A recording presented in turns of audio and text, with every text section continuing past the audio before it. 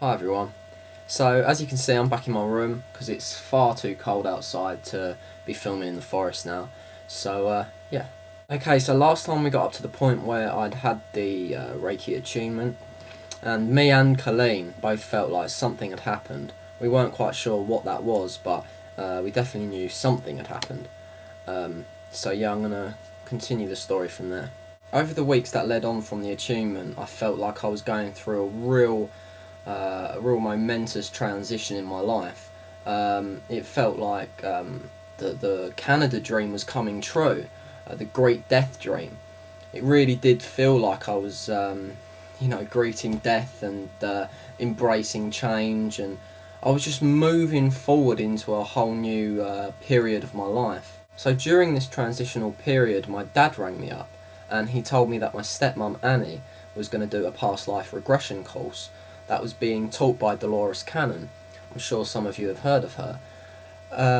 So yeah, he rang me up and he basically asked me if I wanted to do the course with Annie. This felt like another piece of the puzzle, as it were, so I jumped at the chance. We got it all booked up, and I'm not sure exactly how long it was until we actually did the course. I think it was just a few weeks later. I'm not entirely sure on the time period there. But yeah, needless to say, shortly after booking it all up, me and Annie went off to London, and we were taught by Dolores Cannon how to do past life regression. I'm not going to go over the specific details of what we learned on the course, because that's something I'll probably talk about at a later point. That could be a whole video series on its own, actually.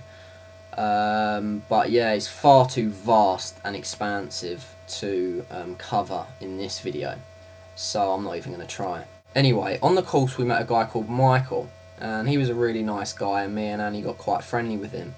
Once the course was over, the course was 3 days long, by the way. Once that was over, me, Annie and Michael began to meet up periodically to practice past life regression with one another. So what I want to talk about now is one of those practice sessions. I was regressed by Annie, and I actually ended up going back to my life in Atlantis. There's no way I'm going to be able to cover everything that came up, because the session was over 2 hours all in all. I think it was about 2.5 hours, maybe a bit longer than that actually. So yeah, as you can imagine, there's no way I'm going to be able to cover it all.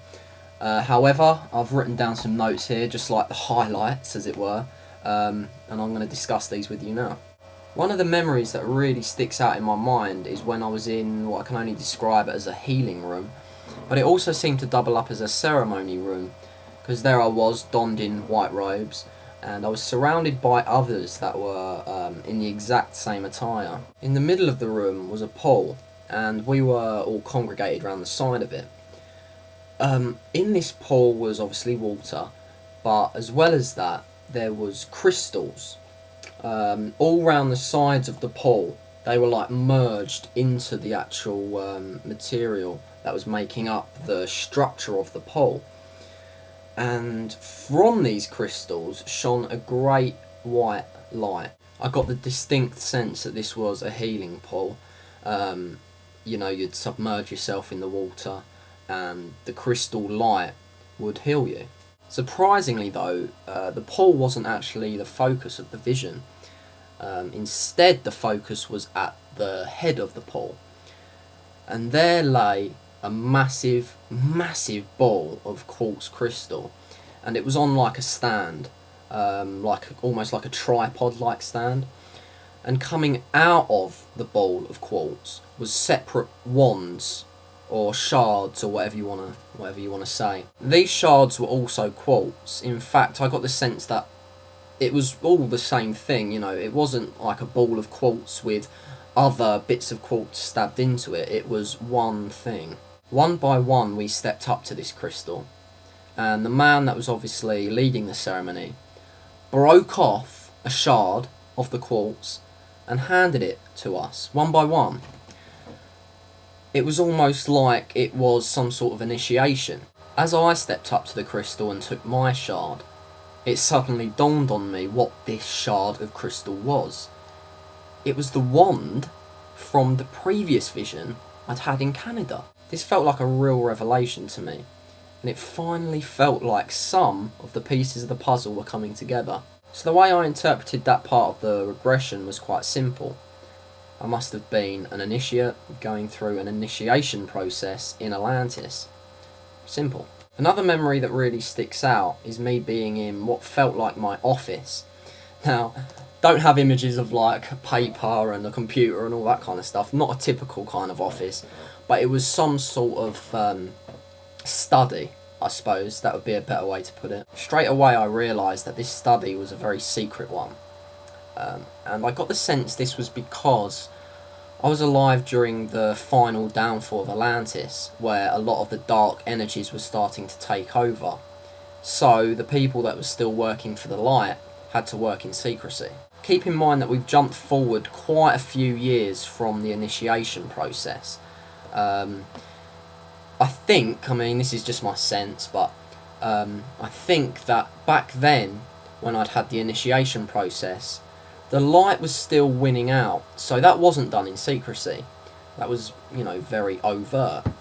However, this next vision that I'm talking about, the one in my study, definitely was a substantial amount of time after that period, and by then the dark energies were starting to take over. So anyway, as you walk down these stairs to my study, there was 3 energy wave barriers blocking your way, or at least they'd be blocking your way if you weren't vibrating at the right frequency. These were in place to obviously keep out unwanted people, the dark energies as it were.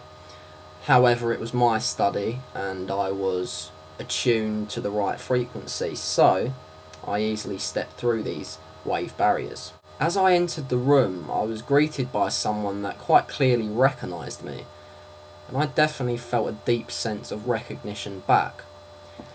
In hindsight, I didn't realise this straight away, but in hindsight, I think that was me.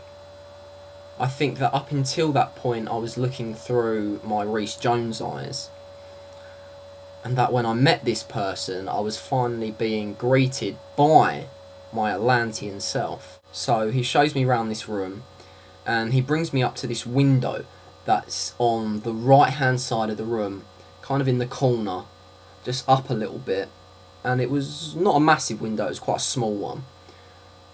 Now he showed me over to this window and I remember looking through it, and as I looked through it, all I could see was water. Now I don't mean that we was underwater, but I mean that as I looked out, all I could see was sea.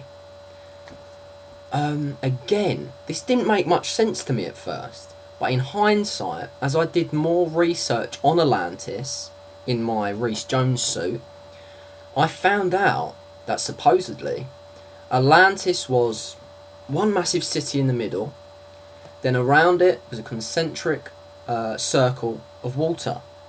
Then there was another concentric circle of land with more of the city. Then around that was another concentric circle of water. So of course once I found this out later on, it made sense why I was seeing sea as I looked out. My study must have been on the edge of the main city, or who knows, maybe one of the outer cities. But either way, it must have been on the edge of one of the parts of the city, because I was just looking out onto one of the concentric circles of water. Then my Atlantean self showed me from the window over to a seating area, where I sat down and we engaged in conversation for a while.